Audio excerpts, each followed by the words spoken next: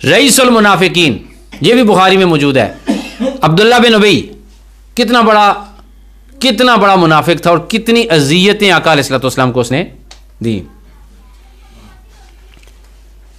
کہ آقا علیہ الصلوۃ والسلام جمعہ پڑھاتے تھے، جب ممبر پہ بیٹھتے تھے وہ کھڑا ہو جاتا تھا، بڑی تعریفیں کرتا تھا، لوگوں ان کی مدد کرو، یہ محمد مصطفیٰ ہیں، باہر جا کے حضور کے خلاف باتیں کیا کرتا تھا اور آقا علیہ الصلوۃ والسلام کو سخت اذیتیں دیا کرتا تھا۔ حضرت عائشہ صدیقہ رضی اللہ تعالیٰ عنہا پر بھی الزامات لگانے والوں میں سب سے پہلے نمبر پہ وہ تھا۔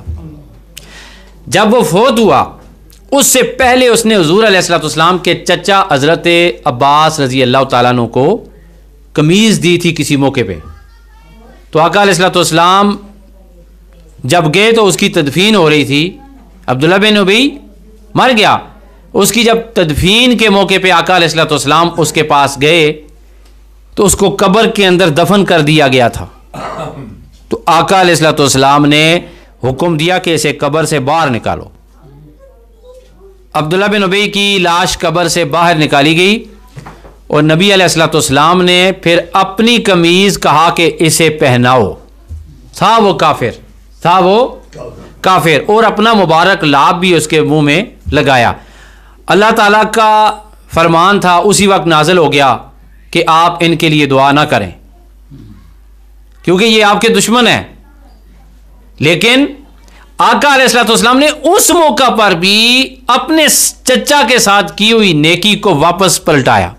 بات یہ ہے دوستو کہ ہم پڑھتے ہیں لا الہ الا اللہ محمد رسول اللہ، ہم چھوٹی چھوٹی باتوں پر دشمنی بنا لیتے ہیں، ہم دوسرے کے خلاف جو اللہ تعالیٰ نے فتویٰ دینا تھا وہ ہم دے رہے ہیں۔ اللہ نے کسی کو جنمی اور جنتی ڈکلیئر کرنا ہے تو ہم کسی کہتے ہیں وہ جنمی ہے وہ جنتی ہے، نعوذ باللہ من ذالک۔ نبی علیہ الصلوۃ والسلام کے اس رویے کو دیکھ کر بے حساب لوگ اسلام میں داخل ہوئے کہ یہ وہ نبی ہیں جو اپنے بڑے سے بڑے دشمن کے جنازے میں آ گئے ہیں۔ ہم تو جنازے میں آنے سے روکتے ہیں کہ نہیں روکتے؟ بولیں سارے روکتے ہیں نا۔ استغفر اللہ، ہم تو کہتے ہیں کہ بڑے جنازے تو نہ آئیں، اس کو کہہ دینا میرے جنازے پہ بھی نہ آئے، لا حول ولا قوت الا باللہ العلی۔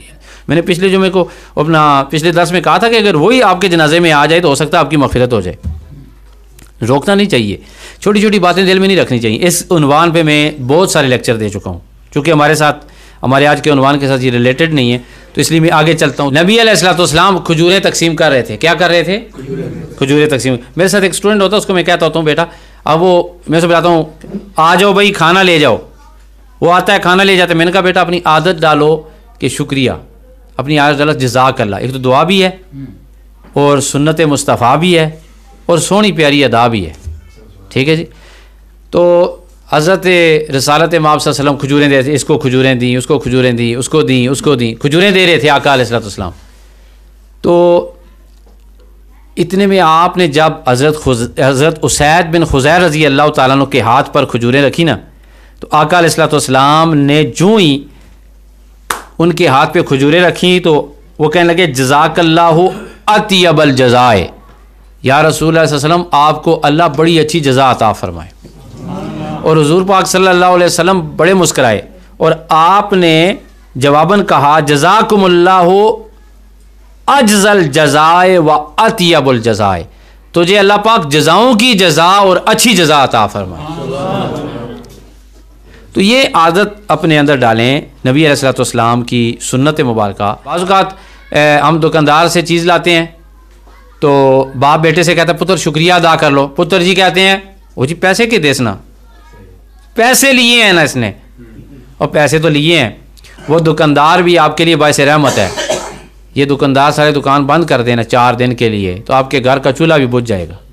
بند کر دیں دکان نا، اس کا یہ احسان ہے کہ اس نے دکان پہ چیزیں رکھی ہوئی ہیں، آپ کو پیسوں کی دیتا ہے۔